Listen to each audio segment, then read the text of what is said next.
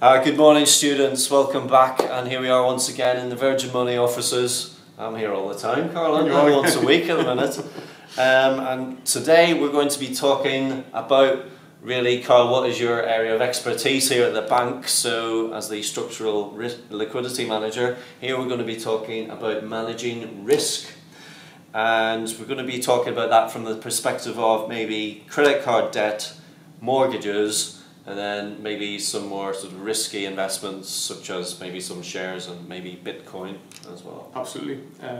Credit card debt, I think, was the first one we're going to talk about. So we'll probably touch on this on the last video, but credit card debt can be a good thing in terms of using a zero interest card, taking the points from it, managing your finances accordingly from there. It can be a very dangerous thing when it comes to trying to keep up with a certain lifestyle trend and taking out money just to go on holiday, which once it's gone, it's gone.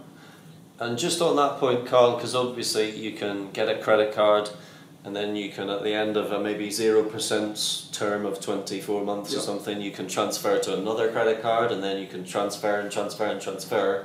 How does that affect you in terms of a credit score or something like that, or does it even impact a credit score? It can be detrimental to your credit score if you are doing that and then changing address all the time.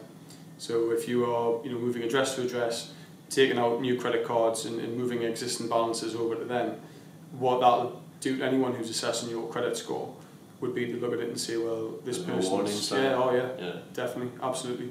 And I think that the other thing that would demonstrate as well is that you're not really in control of your cash inflows. So you need these credit card facilities, theoretically, to manage your lifestyle.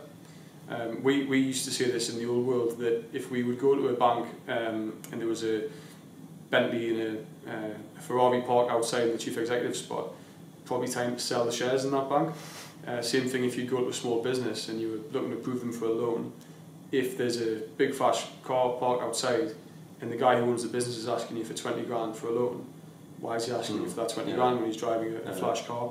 The same thing applies to credit cards. If you are making a good salary, you should be able to manage your finances accordingly from there. If you're not making that kind of money and you want to be, work hard, get there, do all the right things, but don't necessarily find yourself in debt that you're going to struggle to pay off just because you might want to go somewhere with your mates or spend a bit more money than what you earn. There was a real problem in the financial crisis of people who lived beyond their means, and banks had shared responsibility for this as well, because there was products on offer to these people to do that without really explaining the risks in them. But I think that the one thing that's came about from it is that if you're going to have a credit card, at least be aware of the fact that at the end of it you are either going to start paying a large amount of interest on it, or you need to repay the full balance. If you switch it around, you can risk damaging your credit score, which will make it harder for you to be approved for something like a mortgage.